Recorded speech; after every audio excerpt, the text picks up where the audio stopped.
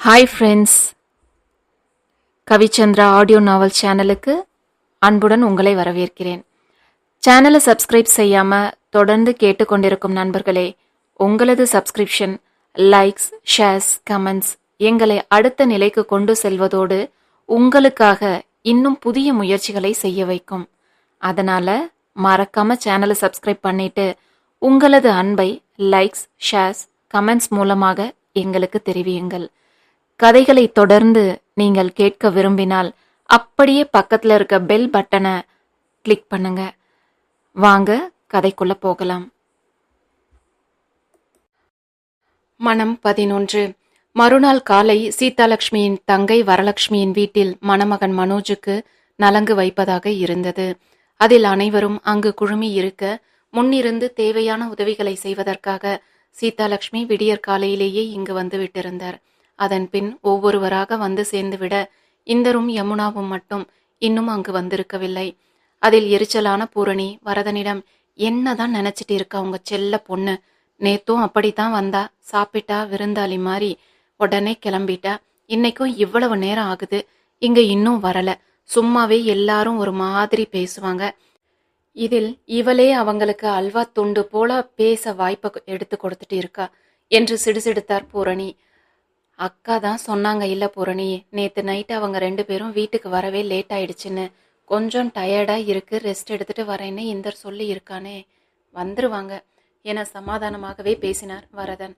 அதே தான் நானும் கேக்குறேன், இப்போ அப்படி வெளியில போய் சுத்தணும்னு என்ன அவசியம், இங்க அவ விழா விசேஷத்துக்கு வந்தாளா இல்ல ஊரை சுத்தி பார்க்க வந்தாளா என்று எரிந்து விழுந்தார் பூரணி.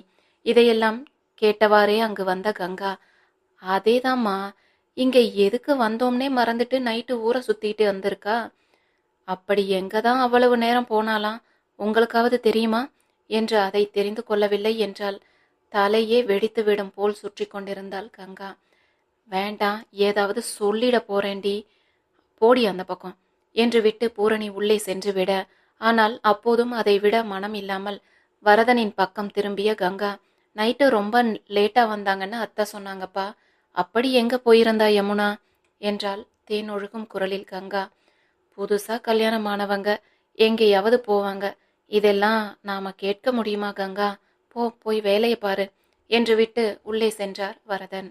ஆமா, அப்படியே புதுசா கல்யாணமாகி கொஞ்சலும் காதலுமாத்தான் உங்க பொண்ணு வாழறா என்று தன் தோள்பட்டையில் இடித்து கொண்டே கங்கா திரும்பவும் இந்தரின் கார் வரலட்சுமியின் வீட்டு வாயிலில் வந்து நிற்கவும் சரியாக இருந்தது.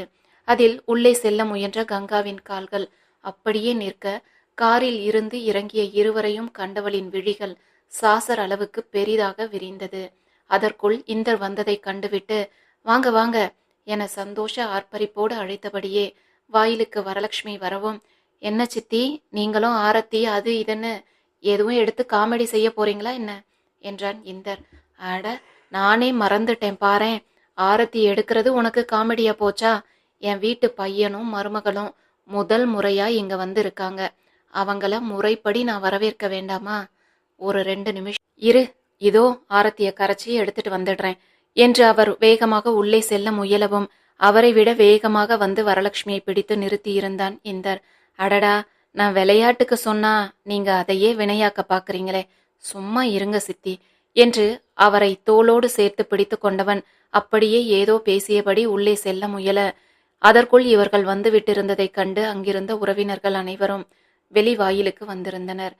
அவர்களோடு புன்னகையோடு பேசியவாறே ஒருவரையொருவர் நலம் விசாரித்தவாறே இருவரும் உள்ளே செல்ல, கங்காதான் அசையக்கூட மறந்து ஆணி அடித்தது போல் ஒரே இடத்தில் அசையாமல் உள்ளே செல்பவர்களை பார்த்தபடியே நின்று விட்டிருந்தாள். அவளுக்கு தன் கண்களையே நம்ப முடியவில்லை. இந்தர் வழக்கம் போல் சற்று விலை உயர்ந்த ஒரு பேண்ட் சட்டை அணிந்து டிப்டாப்பாக வந்திருக்க, யமுனாதான் இங்கு அனைவரின் கண்ணுக்கும் புதிதாக தெரிந்தாள்.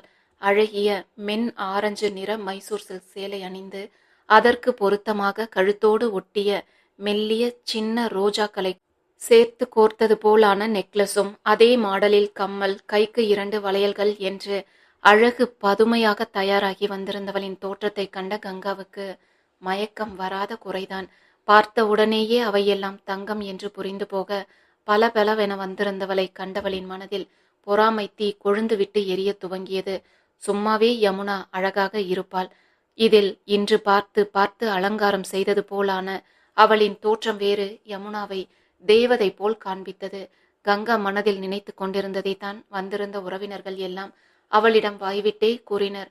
அடியாத்தி, இத்தனை நாளா இந்த அழகையெல்லாம் எங்கேடி ஒளிச்சு வச்சிருந்த என்று ஒவ்வொருவரும் அவளை கேலி செய்து கன்னம் வழித்து திருஷ்டி எடுத்து கொண்டிருக்க, இதையெல்லாம் வயிறு எரிய பார்த்தபடி நின்றிருந்த கங்காவுக்கு அருகில் வந்து நின்ற காவேரி, என்னடி இது என்றால் நம்ப முடியாத குரலில்.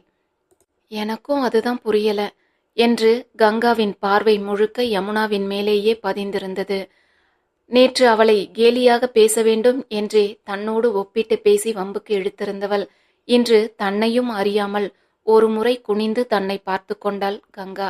கிளி பச்சை கலரில் ஒரு பட்டு புடவையும் திருமணத்திற்கு வரதன் கண்ணுக்கு நிறைவாக தெரிய வேண்டும் என்று சொல்லி வாங்கி கொடுத்திருந்த பட்டை நெக்லஸும் அணிந்து நின்றிருந்தவளுக்கு இருவரின் தோற்றத்திற்கும் உள்ள வித்தியாசம் தெளிவாக தெரிந்தது. அதுவரை செய்து கொண்டிருந்த வேலையை நிறுத்திவிட்டு பூரணியும் இளைய மகளைத்தான் நம்ப முடியாமல் பார்த்து கொண்டிருந்தார். அத்தனை அழகாக ஏதோ பணக்கார வீட்டிலேயே பிறந்து வளர்ந்தது போலான தோற்றத்தோடு நின்றிருந்தவளை கண்டவருக்கு அவரையும் மீறி மனதில் ஏதோ ஒரு சொல்ல முடியாத நிறைவு உண்டானது. அதற்குள் தன் மருமகளை சுற்றி நின்றிருந்த உறவு கூட்டங்களை பார்த்து, போதும் போதும், என் மருமக மேல கண்ணு வச்சது எல்லாம் போதும், போங்க போய் நடக்கிற வேலையை பாருங்க என்று விரட்டினார் சீதாலட்சுமி. ஆமா ஆமா, கண்ணு வைக்கிறாங்க என்று அவர்களும் கேலியாக பேசியவாறே கலைந்து செல்ல முயல, யமுனாவின் பக்கம் திரும்பியவர் அவளின் கன்னம் பற்றி கூந்தலை காதோறும் ஒதுக்கி மனம் நெகிழ்ந்தவர், அழகா இருக்கடா என்றார். அதற்கு ஒரு புன்னகையை மட்டும் பதிலாக கொடுத்தவள் பார்வையை தழைத்து கொள்ள, அப்போதே யமுனாவின் கூந்தலில் பூ இல்லாததை கவனித்தவர், கொஞ்சம் பூ வச்சுட்டு வந்திருக்கலாம்ல, இரு எடுத்துட்டு வரேன் என்று விட்டு அங்கிருந்து வேகமாக அவர் நகர முயல, அவரின் கைப்பற்றி நிறுத்தி இருந்தவள், வேண்டாம் அத்தை, பரவாயில்ல என்றாள் யமுனா. என்ன பரவாயில்ல, பூ வச்சா இன்னும் எவ்வளவு அழகா இருப்ப தெரியுமா, இரு என அப்போதும் சீதாலட்சுமி கேட்காமல் நகர முயலவும், மேலும் அவரின் கையை இறுக்கமாக பிடித்தவள் சங்கடமான முகபாவத்தோடு, வேண்டாம் அத்தை என்றாள் மீண்டும். இதையெல்லாம் சற்று தள்ளி நின்று கவனித்துக் கொண்டிருந்த இந்தருக்கு அவள் பூவை வேண்டுமென்றே தவிர்க்கிறாளோ என்று முதல் முறையாக தோன்றியது. அதில் கேள்வியாக இந்தர் அவளையே பார்த்து கொண்டிருக்கும் போதே அடுத்தடுத்த வேலைகளுக்கு யமுனாவை அழைக்க துவங்க அவளும் அந்த வேலைகளில் பிஸியாகி போனாள். சற்று நேரத்தில் கிடைத்த ஒரு சிறு இடைவெளியில் யமுனாவின் கையை பற்றி ஒரு ஓரமாக பூரணி இழுத்து செல்ல அதை கவனித்திருந்த இந்தரும் மற்றவரின் கவனத்தை கவராமல் அவர்கள் சென்ற பக்கம் மெதுவாக நகர்ந்தான். ஏண்டி கூறு கெட்டவளே, இவ்வளவு நல்ல சேலையையும் நகையையும் வச்சுக்கிட்டு தான் நேத்து பிச்சைக்காரி போல வந்து இறங்கினியா? ஊர்ல இருந்து வரும்போதே இப்படி ட்ரெஸ் பண்ணிட்டு வர்றதுக்கு என்ன? 4 பேர் முன்ன கௌரவமாக இருந்திருக்கோம் இல்ல என அவர் வசைப்பாடிக்கொண்டே சென்றார். இது எதுவுமே நேற்று இரவு வரை என்னிடம் இல்லை என எப்படி அவருக்கு புரிய வைப்பது என தெரியாமல் அமைதியாகவே நின்று இருந்தாள் யமுனா. நேற்று மாலை இந்தர் அழைத்து செல்லும் வரையும் கூட எங்கு எதற்கு அழைத்து செல்கிறான் என தெரியாமலே அவனுடன் சென்றவளுக்கு அடுத்தடுத்து அவன் செய்தது அனைத்துமே அதிர்ச்சிதான். அருகில் உள்ள நகரத்தில் இருந்த ஆடை ஆபரணங்களுக்கான ஒரு பெரிய கடைக்குள் யமுனாவை அழைத்து சென்றவன் நேராக சென்று தனக்கு பிடித்தது போலான மைசூர் சில்க் மற்றும் சில்க் காட்டன் என்று சேலைகளாக பார்த்து தேர்ந்தெடுக்க தொடங்கிவிட அவன் அருகில் குழப்பமான முகபாவத்தோடே நின்றிருந்தாள் யமுனா. இடையில் எப்போதாவது ஒரு முறை திரும்பி அவளை பார்த்து, இந்த கலர் ஓகேவா, இந்த டிசைன் எப்படி இருக்கு என்பது போல இந்தர் கேட்க, அதற்கும் ஏன் என புரியாமல் எல்லா பக்கமும் அசைந்தது யமுனாவின் தலை. அப்போதும் இதெல்லாம் யாருக்கு எதற்கு என அவனிடம் வேறு எதுவும் பேசியிருக்கவில்லை யமுனா.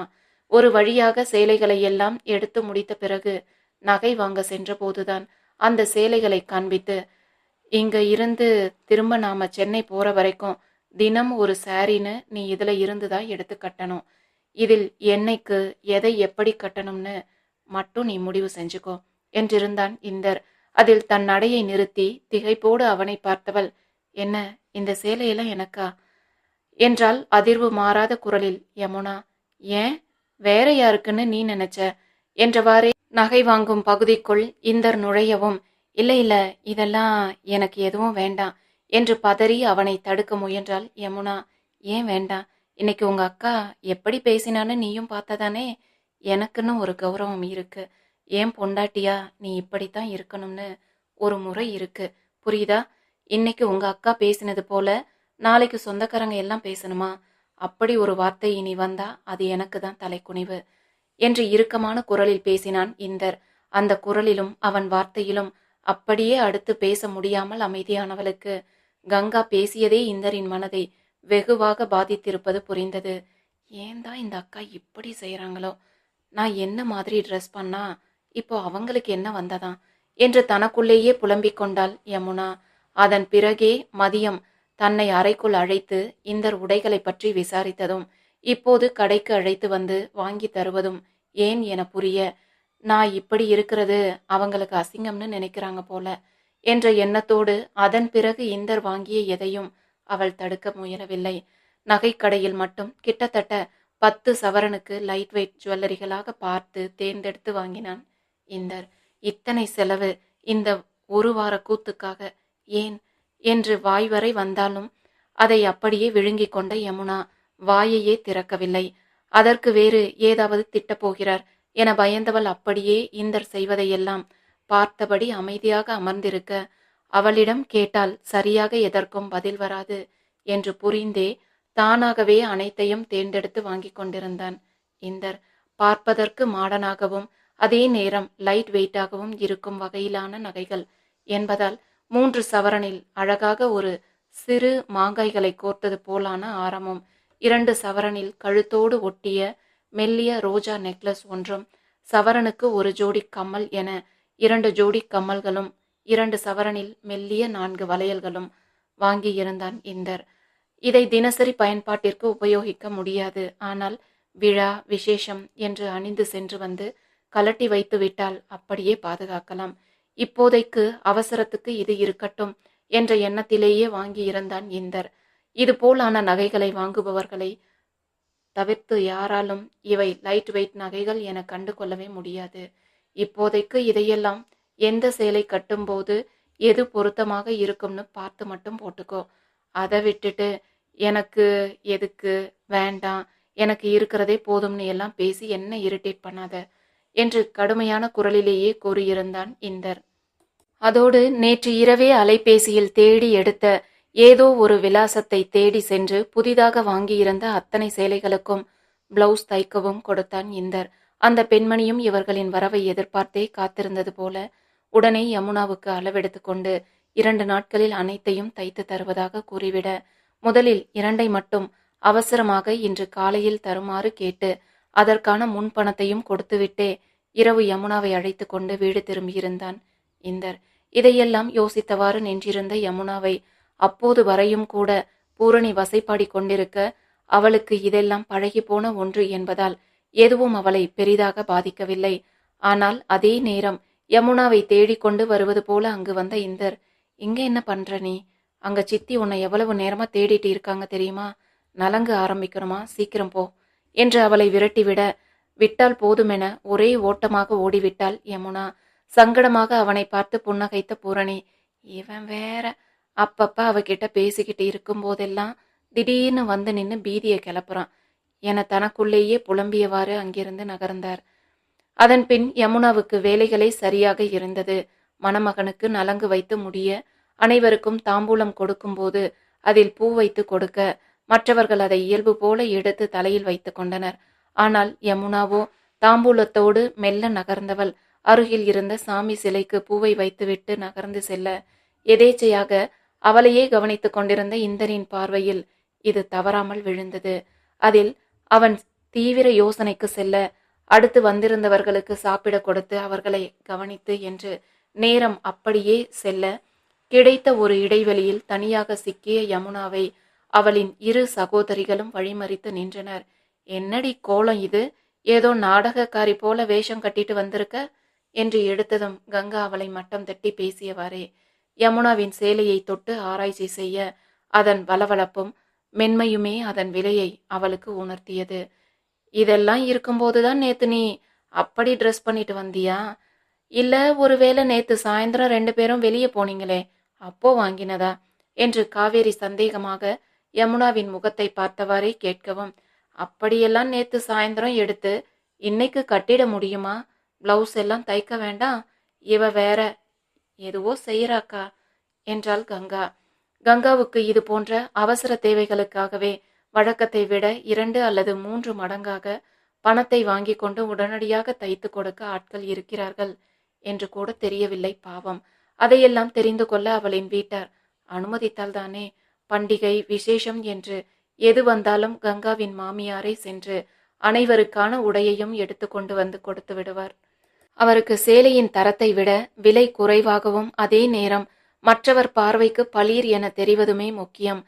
அதனால் பெரும்பாலும் கங்கா அணியும் சேலைகள் கண்ணை பறிக்கும் நிறத்திலேயே இருக்கும். இது எனக்கு வேண்டாம் என சொன்னால் வேறு எடுத்தும் கொடுக்க மாட்டார்கள் என்பதால் அவர்கள் கொடுப்பதை வாங்கி பழகி கொண்டிருந்தாள் கங்கா.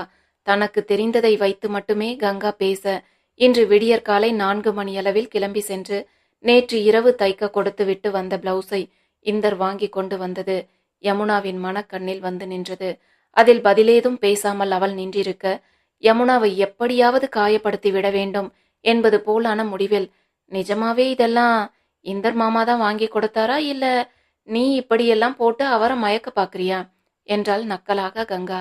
அதை கேட்டு சட்டென முகம் மாறிவிட யமுனா பார்வையை தழைத்து கொண்டு எதுவும் பேசாமல் நின்றாள். ஏய், என்னடி சொல்ற?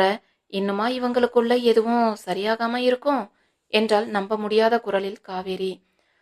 உனக்கு இன்னும் அந்த சந்தேகம் இருக்கா என்ன? இந்தர் மாமா இவளை என்ன ஆசைப்பட்டா கட்டிக்கிட்டாருன்னு நினைக்கிற என்றால் இடக்காக கங்கா. ஆசைப்பட்டு கட்டிக்கலனாலும் அத்தை பேச்ச கேட்டுதானே கட்டிக்கிட்டாரு என்று நடந்த எதுவும் தெரியாத காவேரி புரியாமல் கேட்கவும், அதெல்லாம் எதுவும் இல்லக்கா, அவருக்கு காதல் தோல்வி.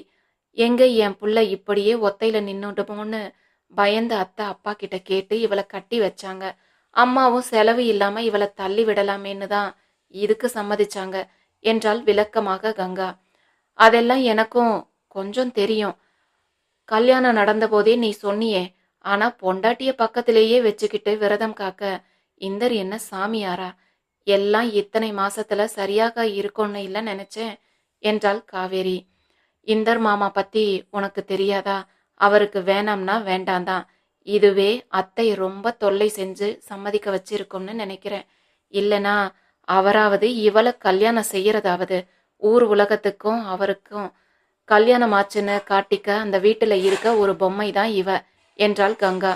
இதில் எத்தனையோ முறை இதை பற்றி மனம் நோக கங்கா பேசி இருந்தாலும் இந்த வார்த்தைகள் யமுனாவை மனதளவில் ரொம்பவே பாதித்தது. அதில் பொங்கிய கண்ணீரை கட்டுப்படுத்தியவாறு யமுனா நின்றிருக்க, என்னடி சொல்ற, நிஜமாவா? வசதியான வாழ்க்கைக்கு ஆசைப்பட்டு போய் இப்படியெல்லாம் வாழறதுக்கு நம்ம வாழ்க்கையே எவ்வளவோ பரவாயில்ல போலையே என்றாள் காவேரி. அதேதான்க்கா, அன்னைக்கு நாம போன்ல பேசும்போது இன்னுமா சமைக்கலன்னு இந்தர் மாமா இவளை அதட்டினாரு பாத்தியா? அங்க சம்பளம் இல்லாத ஒரு வேலைக்காரி இவ. இப்போ புரியுதா நம்ம அத்தை இவளை ஏன் இப்படி தாங்குறாங்கன்னு?